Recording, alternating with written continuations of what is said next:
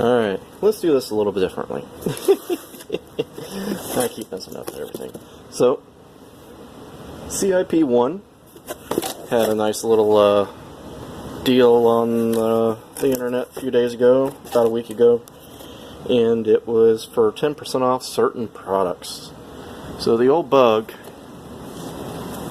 to be wherever I want it to really be, needs a lot of little products, but I didn't want to spend any money right now, but I decided to because this was a pretty good deal. So what I bought was wide 5 rear disc brakes. You can see there's the disc. These were on sale for 10% off the regular price with free shipping. And that made them the cheapest that I could find out there for the brakes with shipping. It was $360 for the kit. I think AC Industries is about that price normally, or a little cheaper, but the reason I went with this is the front brakes are EMPI, and I kind of didn't want to get in the situation where I have 2 different brands of brakes on the car, and if I need to look up something for a pad or a part or a caliper, thinking that I have EMPI brakes in the rear and I didn't, or whatever. So I ended up buying the EMPI kit. Just for that reason, I can go to the local EMPI supplier and get either one. Anyways, I think the AC Industry ones are cheaper than the EMPI kits normally are, but with shipping, not so much. So this, they ship it in 2 boxes. There's box 2 and there's box 1. Alright. Bottom box has the rotors in it.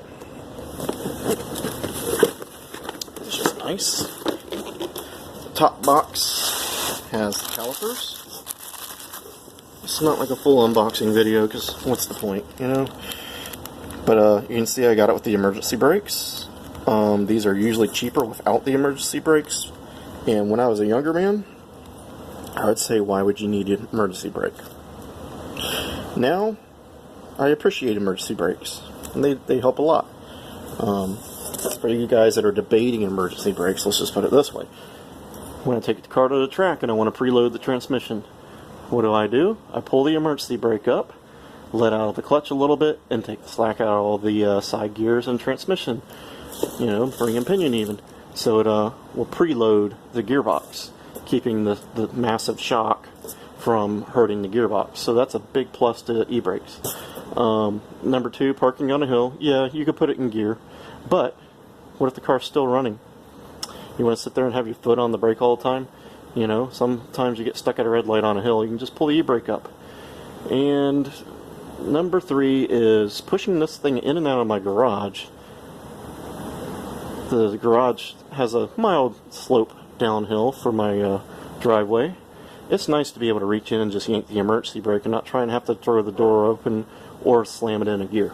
So, as I got older, I appreciate emergency brakes more. And there's the dog. But this box has the pads. That is another caliper. Has the brackets. One thing a friend of mine noted in his video when he installed these is, can I find it again? Will it show up?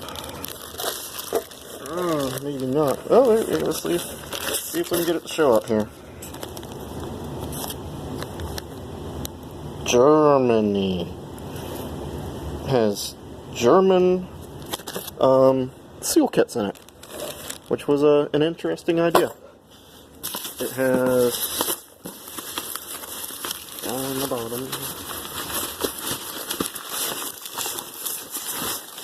new e-brake cables, and it should have these little funky hoses down here. I can't feel if I find it yet. John's came with these really funny looking little hoses. There's one. These guys. So, I understand why they put these on here, but I don't understand why they don't make it a little more. These end up threading into the caliper itself, and then the hard line hooks to it. And that's because the caliper will move now, because it's a floating caliper, and so you got to have a little bit of flex there, as where the drums are solid. But the way it mounts, I believe this mounts on the back side of the wheel, and then it's got to make like a 90 almost. So, like, they could have done that a little better, I guess, with a banjo or something, but, you know, it is what it is, and I'll use it, and it works. So I do know that was a little funkiness on John's kit, but they do give you all the parts. So, my e-brake cables are there, my brake micro machine lines are there, the instructions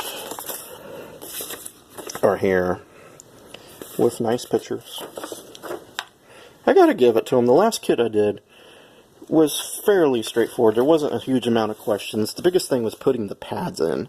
Was a little, there's an inner and outer to the pads on the front, and it took me a little while to decipher which one was which. The picture was not as great as you'd want, and the instructions was worded a little weird there. Not horrible. Let's get that out there first. That was not horrible. Just, you had to scratch. I had to scratch my head a little bit. So I'm hoping these will be about fair. They have a decent amount of pictures on there, and you know, they show the little hose right here. It's a little bitty thing, but you know, better than what they used to do years ago. I mean, years ago it used to be parts in a box and good luck. So, you know, I know people complain, but in all reality, that is a lot better than what it was. And like I say, here we go. $359.99 for wide 5 disc brake kit. You know, so anyways, that's it, guys. Hope you all are doing good. Seen VW Darren made another video a little while back. Glad to see that he's out in the garage. And I'm going to try and get some stuff done to the car soon. We've just been really busy at the house. Got a lot going on. And thanks to everybody that's out there subscribing. I've had a decent little influx in subscriptions, and I want to say thank you to those people, and to you know, all you guys that have already subscribed. You know, this is not really about the YouTube make money deal or whatever. I mean, it's just it is nice to see though people actually subscribe. Like, hey, you know, it actually means something to somebody. Is what it really kind of means to me now. Anyways, so you know. Anyways, thank you to all those people that are new to the channel, and people that probably have been watching the channel and finally hit the subscribe button. We're going to try and get the car out to the drag strips sometime in February, we hope. I have to do a few little things to it. I want to change the gear oil, change the oil in the engine. I want to recheck the head stud torque, because it's goof on my part. I shouldn't have done it, but I did. I used a set of replacement Chinese head studs, and I don't think they're as good as they should be. I think they stretch a little, so I'm going to recheck the head torque just to make sure. But I got it set up for 10 pounds of boost. It actually boost spikes up to about 10 or 12, a little over 12, comes back down to 10 and settles out at 10. We finally welded up the hole in the exhaust, and that helped a lot. It's a lot more power than it was before. So I'm going to kind of hold off on the 4-barrel for a little bit, and I'm going to see what this thing can do with the SU first before I go any farther in it. If I start hitting the numbers that I want to hit, I'm probably just going to stop. I would like to get a traction bar on it and put forged pistons in it.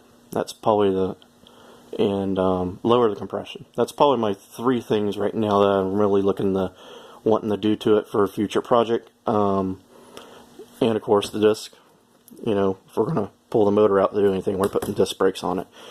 So for right now though, the disc will stay off, because that adds 63.5 more pounds to the car, and it's rotating mass. It's unsprung weight, which is really bad. So you know, all the diet that the car's gone on would probably be negated by that. But we're going to try and get this thing out to the drag strip